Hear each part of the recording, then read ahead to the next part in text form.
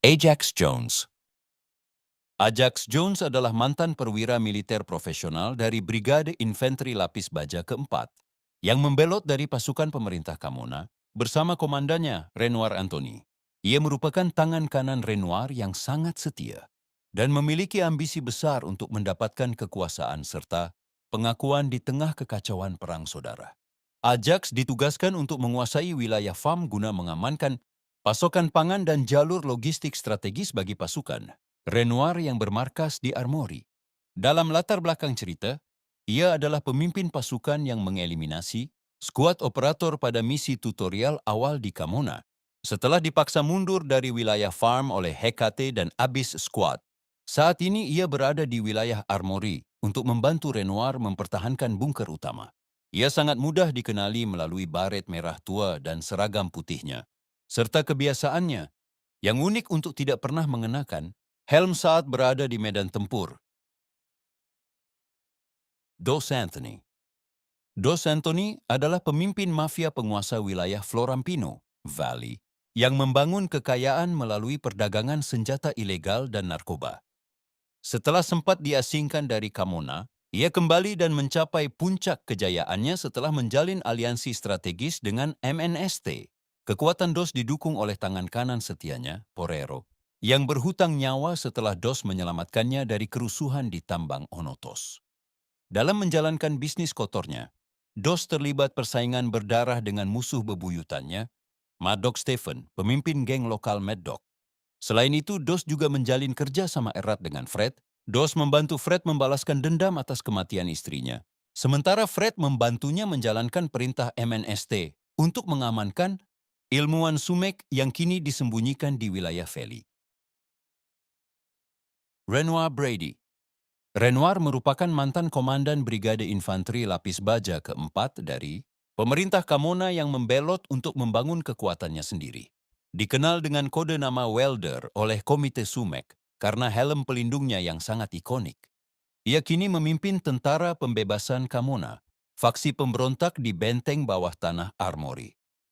Sebagai pemimpin yang ambisius dan disiplin, ia mengendalikan jalur logistik strategis melalui bantuan tangan kanan kepercayaannya, Ajax Jones.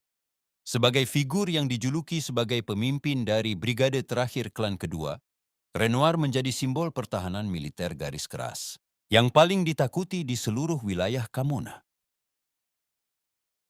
Fred Lee. Fred Lee, atau yang lebih dikenal sebagai Frade, adalah seorang panglima perang veteran yang menjadikan wilayah Northrigde sebagai basis kekuatan utamanya. Di balik penampilannya yang tangguh dengan tudung gili hijau, Fred menyimpan kisah emosional dari peristiwa pengepungan Onotos.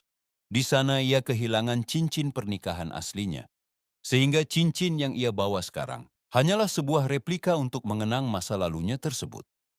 Sebagai pemimpin elit yang beraliansi dengan faksi MNST, Fred mengontrol titik-titik strategis seperti Hotel Northridge dengan disiplin militer yang sangat ketat. Namun dominasinya menemu titik balik pada season 8, ketika ia terlibat persaingan berdarah dengan Viper dari fraksi Black Gold. Dalam pertempuran di musim dingin yang brutal tersebut, seluruh skuad elit Fred hancur total, yang memaksanya untuk melakukan penarikan strategis dari Northridge. Memasuki season 11, posisi Fred di Northridge secara resmi telah digantikan sepenuhnya oleh Viper, menjadikannya sosok legendaris yang kini statusnya masih menjadi misteri setelah terusir dari istananya. Darwin Pam. Darwin Pan adalah mantan Kapten Angkatan Laut Kamona yang bertugas di kapal perang legendaris bernama Polaris, atau yang lebih dikenal dengan julukan The King. Titik balik hidupnya terjadi saat pecah perang saudara, ketika ia menerima perintah langsung dari Komandan Carl untuk menenggelamkan kapal Polaris agar tidak jatuh ke tangan pasukan musuh. Alih-alih mematuhi perintah tersebut, Darwin memilih untuk membangkang dan memimpin sebuah pemberontakan besar di atas kapal. Dalam aksi pembangkangan tersebut, ia membunuh perwira atasannya serta prajurit lain yang menentangnya, lalu memutuskan untuk membelot sepenuhnya dari rantai komando militer pemerintah Kamona. Setelah menghilang dari radar militer, Darwin muncul kembali di wilayah pelabuhan Guayapos Bay sebagai penguasa independen. Dengan dukungan kru setianya, dia menjalin kerja sama strategis. Dengan kontak pasar gelap bernama Rodriguez, ia berhasil membangun kekaisaran penyelundupan yang kuat dan menguasai seluruh aktivitas ilegal di wilayah pelabuhan tersebut. Porrero Kazan. Porrero Kazan adalah mantan narapidana di fasilitas tambang Onotos yang memiliki masa lalu kelam. Ketika di tengah kekacauan perang saudara Kamona, ia membantu geng Mad Dogs melakukan pemberontakan brutal dan mengeksekusi penjaga penjara. Namun ia justru dikhianati oleh pemimpin geng tersebut, Stephen Esteban, yang mana meninggalkannya untuk mati dalam kebakaran tambang. Setelah diselamatkan oleh pengikut Dos Anthony, Porrero bersumpah setia kepada keluarga Antonio dan kini ia membawa token jailhouse key sebagai simbol ambisinya untuk merebut kembali wilayah penjara dan tambang tersebut. Dalam dinamika pertempuran faksi, keterlibatan Porrero yang paling signifikan terjadi pada season 4. Saat itu tim Black Gold yang dipimpin Randall Fisher mencoba mengevakuasi seorang ilmuwan penting dari laboratorium bawah tanah TV Station.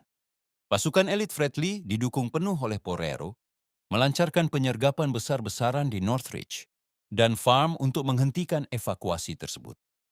Namun selain itu, Porrero juga pernah memimpin misi pengintaian di wilayah Farm saat badai besar, di mana pasukannya menyerang truk logistik Ajax Jones demi merebut kargo berharga pesanan Renoir. Kini, Porrero tetap menjadi algojo paling agresif yang melindungi kepentingan bisnis keluarga Antonio dan faksi MNST di seluruh Kamona.